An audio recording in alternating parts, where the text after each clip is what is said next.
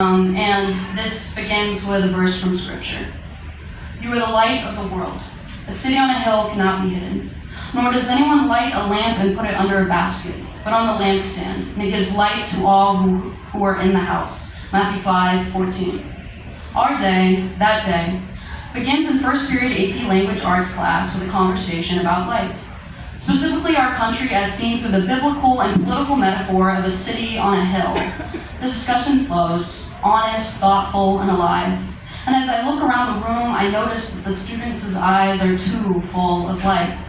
We dissect text on the presidential speeches of John F. Kennedy and Ronald Reagan, identifying the ways the United States has strived to live up to its promise of being the light of the world, a beacon of enduring hope. Then the conversation shifts. We explore the ways in which that promise is dimmed, through the disenfranchisement of the most vulnerable, the glorification and the funding of violence, and the moments when the nation has stumbled, lost in its own shadow.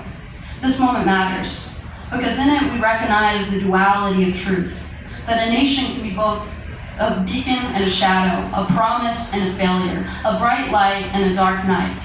When faced with a dichotomy, we're so tempted to pick one or the other, failing to recognize that some things can be both, all at once. Both light and dark, both truth and falsity, both positive and negative.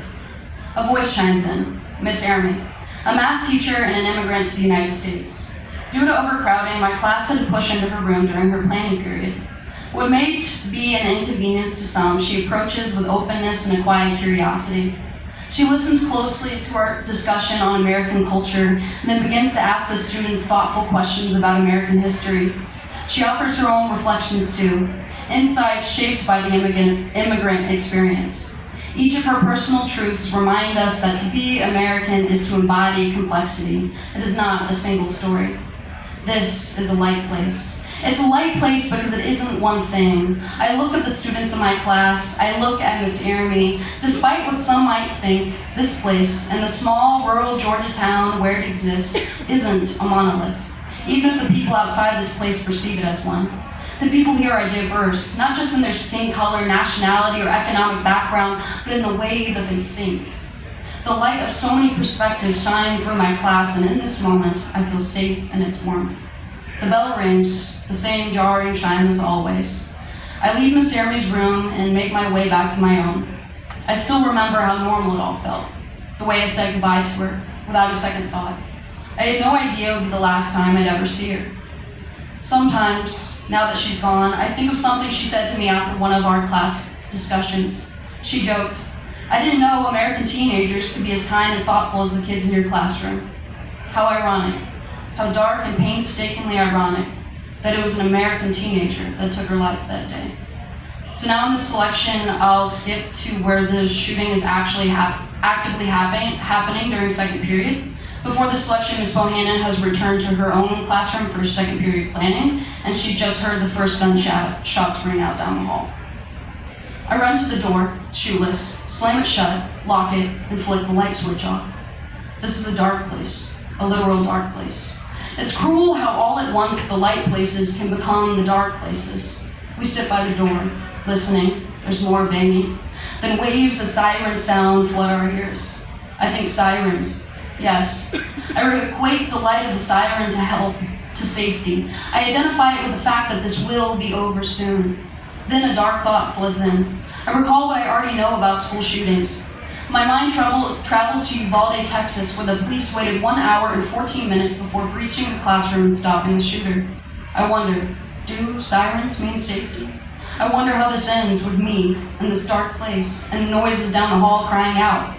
My students, God knows where, God knows how scared. Soon I do hear the police. They yell phrases like, blue, blue, blue, and I've got one, I've got two. Somewhere in the distance, someone cries out for a medic. At some point, it ends. The lights turn on and the police escort us out of the building. I don't look around much. The hall is mostly already evacuated. I hear police officers sternly telling the kids not to look around. Heads up, eyes front. The kids are crying. The crippling kind of cry that turns your bones to mush and renders it hard to walk. As I walk, I see a student I know and place my hand gently on her back. I walk with her, repeating softly, you're going home. You're going to go home. And she does. and I do, and it ends, but somehow it also never really does. Finally, I'll read my last selection. In this section, Ms. Bohannon is reckoning with her trauma after the shooting. She connects it back to her lesson from class on that tragic day about the metaphor of a city on a hill. I guess that's what my mind struggles to grasp, how the tragic can exist within the familiar.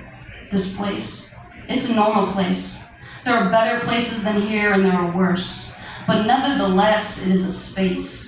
It is a space where you are allowed to exist. That day, it wasn't. That day, the light places became the dark places. If America is the light of the world, a city on the hill, then this place is the lamp inside the home. It holds two potentials. The lamp can be lit and sat upon the lampstand, giving light to all who are in the house, or the lamp can be lit and then be put under a basket, dimming its flame and diminishing its light. In the dark place, I felt like that lamp, begging to be placed on a lampstand, sitting in a home that could be lit up, that should be lit up.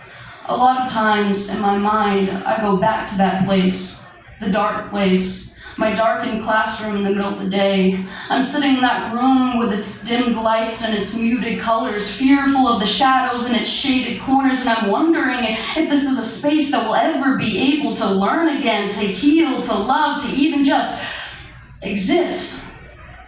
I feel like the lamp, a lit fire hidden under a basket. I'm gasping like a bonfire, flickering on its final fading embers. I'm fighting tooth and nail, struggling to suck up the last bit of oxygen in the room just to keep the fire lit for all the people in this home. But this place in my mind, it's dark and it's damp and it's lonely. Still, I hold out hope.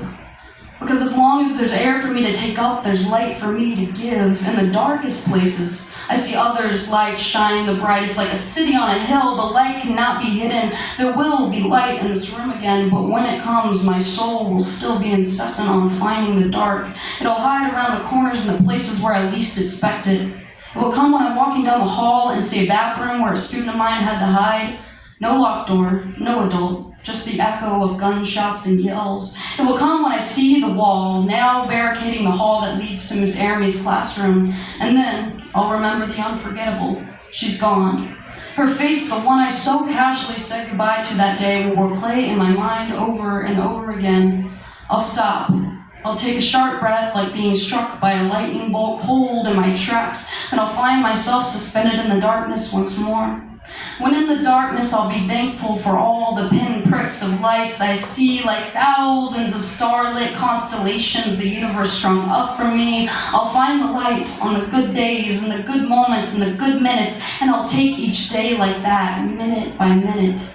I'll live in the light of my students' wins, their triumphs, and their breakthroughs, just as I will live in the light of my own, because I know that in the depths of dichotomy, I exist in the gray area, suspended in the memory of the before, but living in the reality of the after. I know two things can be true at once. I can be two true things at once, both filled with hope and horror, joy and pain, light and darkness.